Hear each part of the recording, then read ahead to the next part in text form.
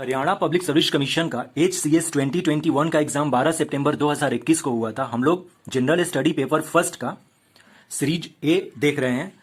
100 question थे, 100 marks के 2 घंटे का समय था और निगेटिव मार्किंग 1/4 था, यानी कि हर एक गलत पर 0.25 मार्क्स काट लिए जाएंगे। क्वेश्चन नंबर 1 से हम लोग स्टार्ट करते हैं। Question number 1, among the following languages which has been declared as classical languages by the Indian government. Indian government के द्वारा अभी 2021 तक 6 क्लासिकल लैंग्वेजेस हैं, जिसमें से कि ये 4 लैंग्वेजेस मलयालम, कन्नड़, तेलुगु, तमिल हैं, प्लस में ओडिया और Sanskrit. Odia that means Odia and Sanskrit, ये अदर 2 लैंग्वेजेस हैं। इस तरह से इस क्वेश्चन का जो आंसर सही हो जाएगा ऑल ऑफ द एबव, यानी कि क्वेश्चन नंबर 1 का डी ऑप्शन करेक्ट आंसर हो जाएगा। हमारे पास 6 क्लासिकल लैंग्वेजेस हैं, जिसमें से कि 4 दिए हुए हैं यहां पर।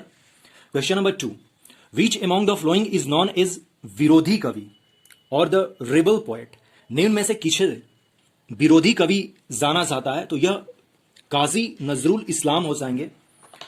बंगाल जो रीजन है वहां पर काजी नजरुल इस्लाम का नाम बहुत ऊंचे तौर पे लिया जाता है। जैसे रविन्द्रनाथ टैगोर हैं, उसी तरह से काजी नजरुल इस्लाम भी हैं।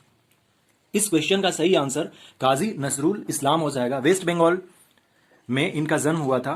Question number 3, in which of the following places are the famous Ashokan pillar. देखिए, अशोकन पिलर के बारे में पूछा गया है और ये जो चारों प्लेस हैं वो सांची है, सारनाथ है, लौरिया नंदनगढ़ है या अमरावती है। ये चारों प्लेस जो है अशोक से रिलेटेड है। यहां पर अमरावती में कुछ कंफ्यूजन हो सकता है, लेकिन जब पूछा गया है कि भाई अशोकन पिलर से कौन सा रिलेटेड है, तो हमें क्या करना चाहिए, इस तरह के क्वेश्चन में ऑल ऑफ द एबव के साथ जाना चाहिए।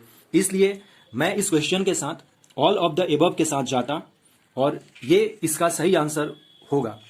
वैसे हरियाणा पब्लिक सर्विस कमीशन का ये मतलब कि रिकॉर्ड है कि जब वो फाइनल आंसर की देते हैं तो उसमें 4-5 क्वेश्चन का इधर उधर होता है, तो इसके लिए हमें तैयार रहना होगा। 2019 का जो लेटेस्ट एग्जाम था इससे पहले वाला, उसमें तो 18 क्वेश्चन इधर उधर थे। ओके, तो ये काफी मतलब कि इंपॉर्टेंट है, इस फैक्ट को हमें समझना होगा। इस तरह के क्वेश्चन में ऑल ऑफ द एबव जाना चाहिए। सांची जो कि मध्य प्रदेश में है, सारनाथ उत्तर प्रदेश में है, लौरिया नंदनगढ़ बिहार में है और अमरावती आज के आंध्र प्रदेश में है। Question number 4, where the chief painter of the Hamzanama. Hamzanama जो अकबर ने एस्टेब्लिश किया था, उसके मेन पेंटर कौन थे? इसका सही आंसर सैयद अली और अब्दुस समद होंगे, यानी कि ऑप्शन सी करेक्ट इसका आंसर हो जाएगा।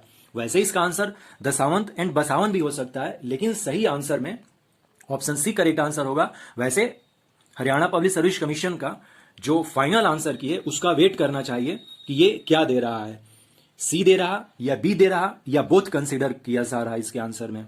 ऐसा भी होता है कि वो बोथ भी कंसीडर कर लेते हैं, जैसे कि पिछले एग्जाम में इन्होंने किया था। तो क्वेश्चन नंबर 4 का ऑप्शन सी होगा। क्वेश्चन नंबर 5 का अनडाउटली प्राकृत जो है वो ऑफिशियल लैंग्वेजेस थी सातवाहना एज की। कई बार ये क्वेश्चन पूछा जा चुका है।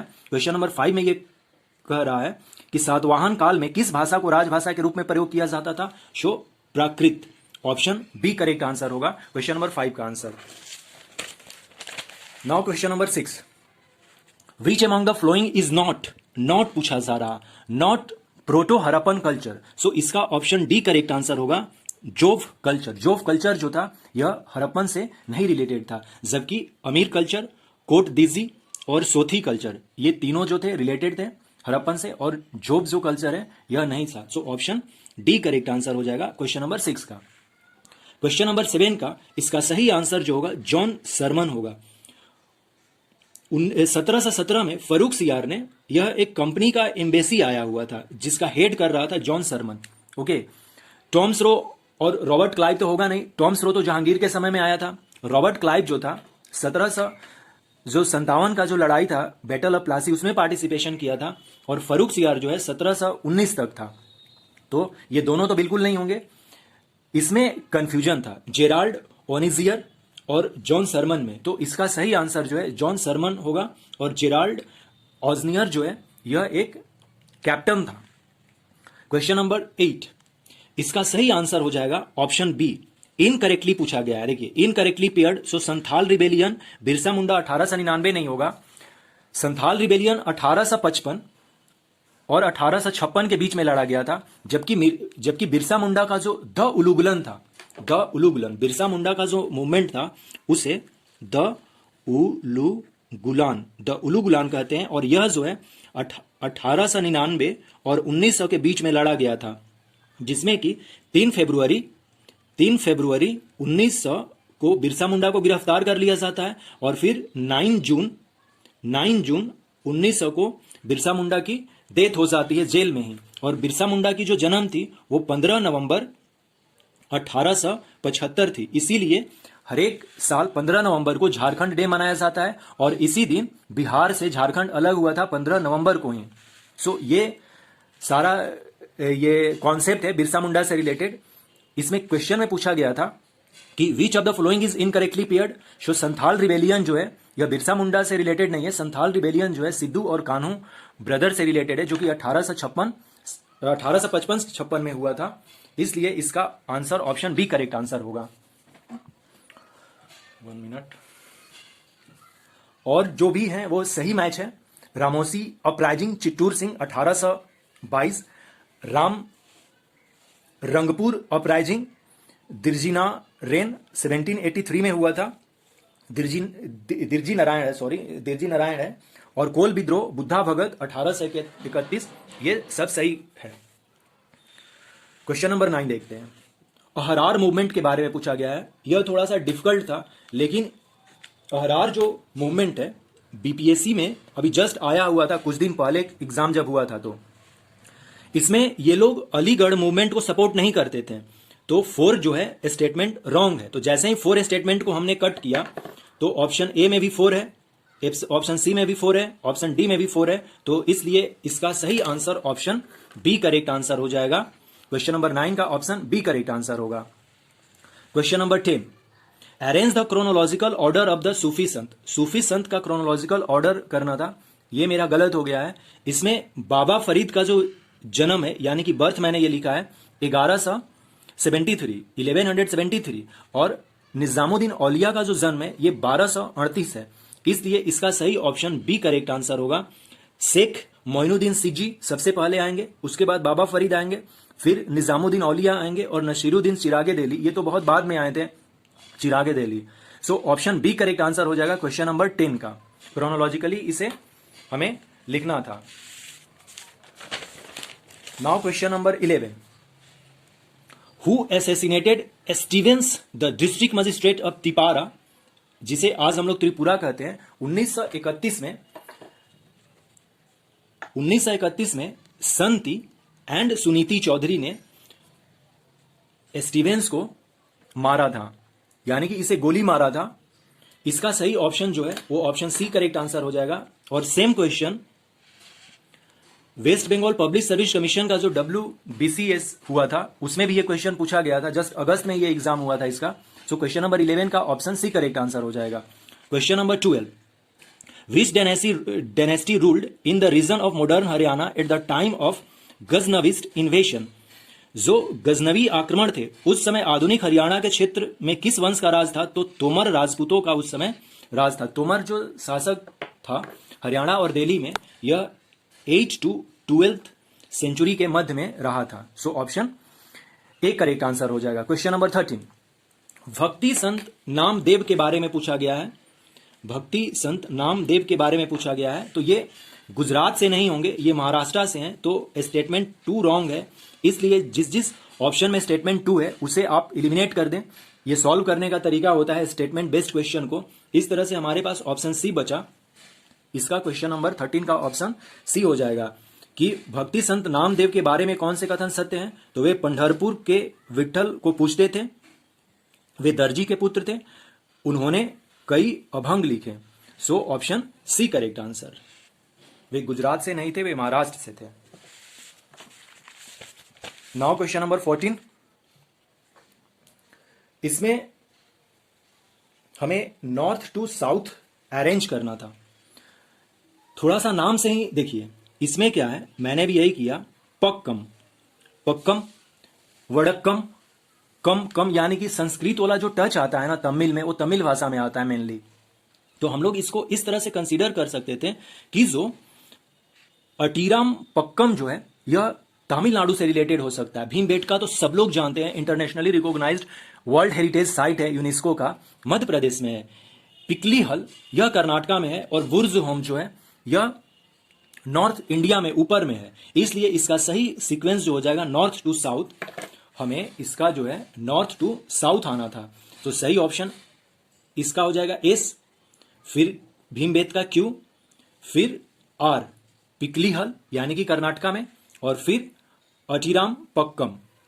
सो ऑप्शन डी करेक्ट आंसर हो जाएगा इसका क्वेश्चन नंबर 14 का। क्वेश्चन नंबर 15, निम्नलिखित में से कौन सा शब्द 18वीं शताब्दी में कृषि व्यवस्था के साथ संबंध था जिसका अर्थ एक ऐसे अनुबंध से था जिसमें राजस्व का अधिकार अधिकतम बोलीदाता को दिया जाता था? इसे इजरा कहते थे। इसे क्या कहते थे? इजरा कहते थे। ऑप्शन डी करेक्ट आंसर होगा क्वेश्चन नंबर 15 का। उसी तरह से क्वेश्चन नंबर 16 देखते हैं। इसमें पूछा गया है मुगल एडमिनिस्ट्रेशन के बारे में। क्वेश्चन नंबर आप 16 देखिए। With reference to Mughal administration which among the following option is connected to the feature of mansabdari system? Mansabdari system में जाट एंड सवार यानी कि जात और सवार का कॉन्सेप्ट था मनसबदरी में। तो इसका ऑप्शन ए करेक्ट आंसर हो जाएगा क्वेश्चन नंबर 16 का। क्वेश्चन नंबर 17, इसमें पूछा गया है कि land revenue settlement of colonial India which of the following statement is not correct? Not correct पूछा गया है। लैंड रिवेन्यू सेटलमेंट में 3 जो सेटलमेंट है इंडिया में आते हैं। पहला जो आता है परमानेंट सेटलमेंट आता है। परमानेंट सेटलमेंट जो है लॉर्ड वेलेस्ली के द्वारा 1793 में आता है, और यही वो साल है 1793 जो कि भारत को बर्बादी करने के लिए यह साल जो है जाना जाता है। यहीं से इसका सीड डाला जाता है कि भारत को बर्बाद करना है परमानेंट सेटलमेंट ले आकर। लॉर्ड वेलेस्ली के द्वारा लाया गया था परमानेंट सेटलमेंट, इसे जमींदारी सिस्टम भी कहते हैं। सो यह 1790 नहीं होगा, 1793 होगा, और इसमें पूछा गया था not correct. Show option A correct answer, very simple, ये ऑप्शन ए करेक्ट आंसर हो जाएगा क्वेश्चन नंबर 17 का। उसके बाद कोई पढ़ना ही नहीं है, अर्थात कि जो बी, सी और डी है ये जो तीनों इसका ऑप्शन है वो सही है, ऑप्शन ए गलत है। इसलिए हमारा ऑप्शन ए करेक्ट आंसर हो जाएगा क्वेश्चन नंबर 17 का। हिंदी आप पढ़ लीजिए। Now question number 18, with reference to medieval Indian history what does pietra dura refers to? यह यूपीएससी में भी ये क्वेश्चन आया था, जस्ट 1-2 साल पहले का क्वेश्चन है। सही आंसर इसका होगा coloured hard stone placed in depression carved into marble और sandstone creating beautiful ornate pattern. Okay, संगमरमर या बलुआ पत्थर में नकाकसी किए गए खुदाई में रखे गए रंगीन तख्त पत्थर सुंदर अलंकृत पैटर्न बनाते हैं। ओके, इस तरह के जो है जो मुगल आर्किटेक्चर में देखने को मिलते हैं, पहली बार यह मुगल आर्किटेक्चर में ही देखने को मिला गया था। आगरा जो फोर्ट है उसमें कुछ जगह है, लेकिन यह ताजमहल में कई जगह है पिट्रा ड्यूरा का वर्क। सो क्वेश्चन नंबर 18 का जो ऑप्शन बी करेक्ट आंसर हो जाएगा। क्वेश्चन नंबर 19 अरेंज करना है हमें। Minerva mill case, Golaknath case, Indira Gandhi and राजनिवास और केशवानंद भारती केस। केशवानंद भारती केस जो था 1973 में आया था, इसलिए इसका ऑप्शन जो है सबसे पहले गोलकनाथ आएगा। ऑप्शन बी करेक्ट आंसर हो जाएगा। सबसे पहले गोलकनाथ, फिर केशवानंद भारती, फिर इंदिरा गांधी वर्सेस राज नारायण, और finally Minerva mill case. Option B correct answer हो जाएगा इसका। अरेंज करना था हमें। क्वेश्चन नंबर 20 एसर्शन और रीजन का है। Financial bill can be introduced only in the lower house. Yes, financial bill जो है इसे मनी बिल भी कहते हैं हम लोग। यह लोकसभा में ही इंट्रोड्यूस किया जा सकता है। और दूसरा है कि लोकसभा जो है is directly elected by people. So हाँ, ये दोनों स्टेटमेंट सही है, और यह इसको ये जो असर्शन है उसको सत्य भी साबित करता है, क्योंकि यह पीपल के द्वारा प्रेजेंट किया गया है। इसीलिए इसमें मनी बिल को या फाइनेंशियल बिल को इंट्रोड्यूस किया जाता है। इसलिए इसका सही ऑप्शन जो है वो ए होना चाहिए। Both A and R are correct और ट्रू, and R is correct explanation of A. So option A correct answer होगा इसका क्वेश्चन नंबर 20 का। Now question number 21 The notion of holding and protecting the sovereignty, unity and integrity of India is contained in fundamental duties में है यह बात लिखी हुई। यह यूपीएससी में भी क्वेश्चन आया था जस्ट 1-2 साल पहले। फंडामेंटल ड्यूटीज जो है हमने 42nd अमेंडमेंट एक्ट 1976 से जोड़ा फंडामेंटल ड्यूटीज को, और इसके लिए पार्ट 4A और आर्टिकल 51A है। आर्टिकल 51A पार्ट 4A में फंडामेंटल ड्यूटीज लिखा गया है। Question number 22, the liberty equality and fraternity used in the preamble, यह सब जो है फ्रेंच रिवॉल्यूशन का मेन मोटो था। ऑप्शन सी करेक्ट आंसर हो जाएगा कि प्रस्तावना में प्रयुक्त स्वतंत्रता, समानता एवं बंधुत्व शब्द किस क्रांति से प्रेरित हैं? तो ये फ्रांस की क्रांति से हैं। Question number 23, what is the name of our country?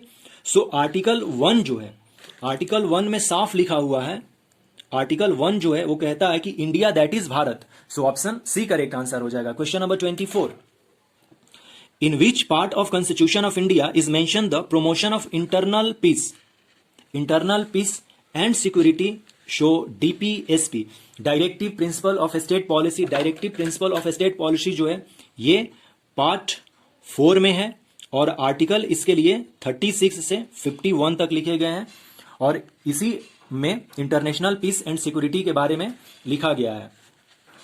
Question number 25, under which article can any citizen of India move directly to the supreme court of India for violation of any of his और fundamental right? Supreme court में जाने की बात कही जा रही है, तो सुप्रीम कोर्ट में हम लोग आर्टिकल 32 के द्वारा जाते हैं, और हाई कोर्ट में भी हम अप्रोच कर सकते हैं। हाई कोर्ट में भी अप्रोच कर सकते हैं आर्टिकल 226 के अकॉर्डिंग। मैंने कई बार पॉलिटी वाले क्वेश्चन में बता दिया है, ये किसी भी इंसान का फंडामेंटल राइट यदि वायोलेशन होता है तो वो सुप्रीम कोर्ट में आर्टिकल 32 के द्वारा अप्रोच कर सकता है, और हाई कोर्ट में आर्टिकल 226 के द्वारा अप्रोच कर सकता है। सो क्वेश्चन नंबर 25 का ऑप्शन ए करेक्ट आंसर हो जाएगा, आर्टिकल अनुच्छेद 32। नाउ क्वेश्चन नंबर 26 मैचिंग वाला है, काफी आसान है। रिकॉग्नाइजेशन ऑफ लैंग्वेजेस जो है ये 8 शेड्यूल में है, 8 शेड्यूल में है। एंटी डिफेक्शन 10th में है। अब इसको करना ही नहीं है, ऑप्शन सी करेक्ट आंसर आ जाएगा।